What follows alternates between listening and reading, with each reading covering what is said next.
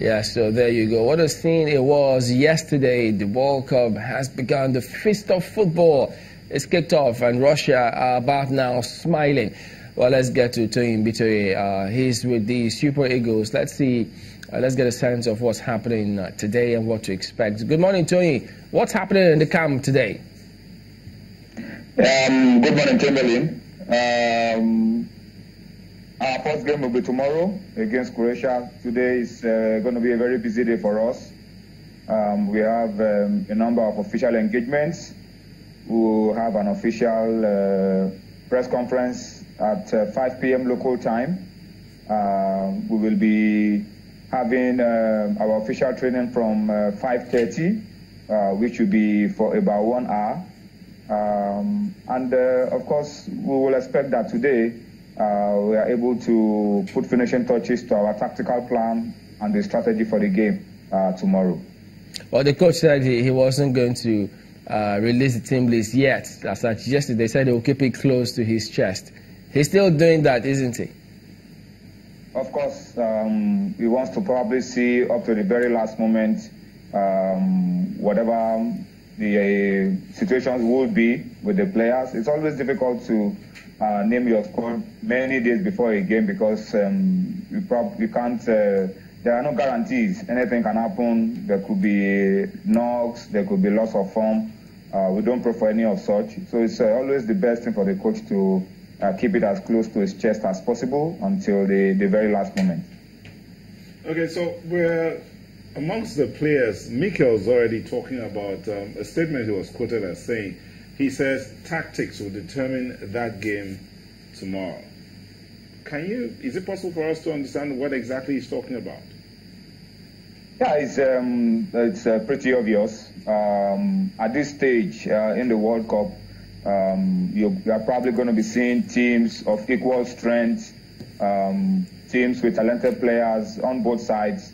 And it will come down to attention to little details that would swing the pendulum of victory in one direction or the other.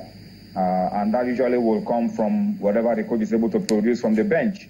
So that's what we expect. Croatia is a very, very good team. A lot of talented players, world-class players, very experienced. And so we have to be at our best to be able to get something off them. Hopefully we get all 3 points. So it's really going to come down to how we apply ourselves on the pitch, how we take advantage of our areas of strength and reduce their own areas of strength, and of course ensure that we do not display any weaknesses that they would exploit.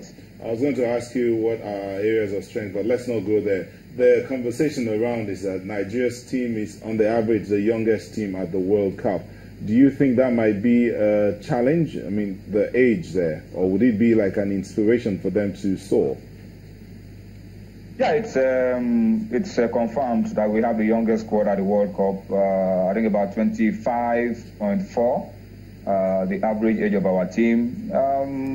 It's an advantage because young players can play with intensity for long periods. Young players can recover a lot quicker.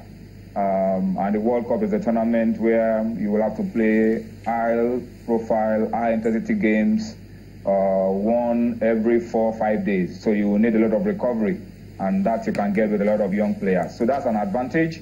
The experience could be a little drawback, but our team has a good blend of experience and youth in very key positions. We have a lot of experienced hands in the goalkeeping department, some experienced hands in the defense and the midfield and in the attack. So it's a good spread. So we just hope that we are able to pick up all the advantages of having a young team and blend it with the advantage of having some experience and produce a team that will go out there and do the nation proud. So what can you tell us about our bench? I mean, you know, they always say you can win or lose a match from the bench. Yeah, our bench is solid. All the players here are here on merit, and the coaches have done tremendous work, a lot of efforts. Of course, we must not forget to give kudos to the Nigerian Football Federation for preparing us in this way. The captain of the team, John Mikel Obi, said that at the press conference a few days ago, that the NFF have allowed us to prepare in the best conditions possible without distraction. So we've been able to do a lot of hard work from Austria to Turkey, a lot of tactical work being done. And we hope that all of this will just come together for us against Croatia on Saturday, and then subsequently against Iceland and Argentina, and in the other games that we'll play at the World Cup. You know, I listened to Mikel in one of those post-match press conferences after the friendly, how he was talking about, yes, those friendlies are just used to identify one or two things, but a win could always boost your morale. So are we, and then reading Mascherano, how he was talking about our team, they could be strong, they could be fast, but organization could always be a challenge. Are we working on keeping a very good shape and, you know, moving forward as a team together, falling back, each person knowing who to pick up? Are those things being taken a look at in training? Yeah, definitely. This team is a very organized team. As the captain said, the coach wants to try out a few things in those friendly games, and the only opportunities you would have to try out new formation, new options in the different positions in the team will be the friendly games, where you can make as many as 6 changes. Once the tournament starts, you can't do all of that. You probably can only make maximum of 3 changes. So he really wants to see what options he would have during the tournament, because the tournament, like the World Cup, that lasts for about a month, a little over a month, and a game every 4 or 5 days, you need to get a lot of options. You need to get all your players in tip-top shape and be able to deploy them in the appropriate way and manage them properly. So that's what the friendlies were meant to achieve. Now that the tournament proper is here, we can't gamble, we can't experiment. We have to learn at our strongest squad at every time, manage them well, ensure they are able to recover quickly after games, and always ensure that they are always 100% before the next game. So it's a lot of hard work. It's a lot of preparation, a lot of attention to details, and that's what this team has been doing. And we hope that after all the hard work, the goodwill and the prayers of Nigerians will give us the extra edge in terms of luck, so that we'll really go as far as we intend to go in this competition. I know that each team in the World Cup, they have their strengths, they have their weaknesses, but in terms of set pieces and then taking advantage of all of those, yes, we'll have a couple of free kicks and corners here and there. Do we have people who are training specifically to take some of those free kicks, or we're going to approach it as a team anyway, whichever way it comes? Every aspect of our game is being worked on. Every area of the team, the goalkeeping, the defending, the transition from defense to attack through the midfield, finishing, taking advantage of set pieces, defending set pieces, all of these have to be worked on. We considered a lot of goals during the friendlies from set pieces, and the coaches noted it, and we will be better with defending the set pieces, I'm sure. We have a very, very compact technical crew, very thorough. Attention to details is amazing. And so every area, how we concede goals, how we lose the ball, all of these things are being worked on.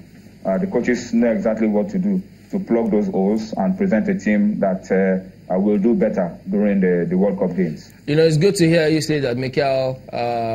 He's talking about the fact that they prepared very well. They didn't have any issues with bonuses. Administration has gone really well for this particular World Cup. And it's a very young bunch of Super Eagles. What can you tell us about discipline in the team? You know, it used to be an issue in the past. How are they responding to instructions from coaches about the camp rules and team rules and stuff like that? Yeah, it's been very positive. Of course, you will expect that I would say this. It's been very positive. Usually, when you have a team with a lot of young players who are hungry, who want to achieve a lot, who have a lot of years ahead of them, and their careers are just blossoming, you will expect a lot of discipline. That's what you have in this team. A lot of young players, a lot of hungry players, committed players. The solidarity here is good. The team spirit is high. The coaches, the players see Coach Genotro. He has a father figure look to the team. They see him as a father. And so they're able to talk to him and confide in him. And he's done a good job of keeping this team united, making us to fight on and off the pitch, keep us disciplined on and off the pitch. And yeah, these are the ingredients that you need for success. And they are all here with us. What we now need is for the goodwill and the luck that goes with it, because no matter how you prepare, no matter what you say, a team that wins the World Cup or that does well in a tournament like the World Cup enjoys that slice of luck. And that's what we're praying for, so that we can really go out there and achieve something unprecedented for an African nation.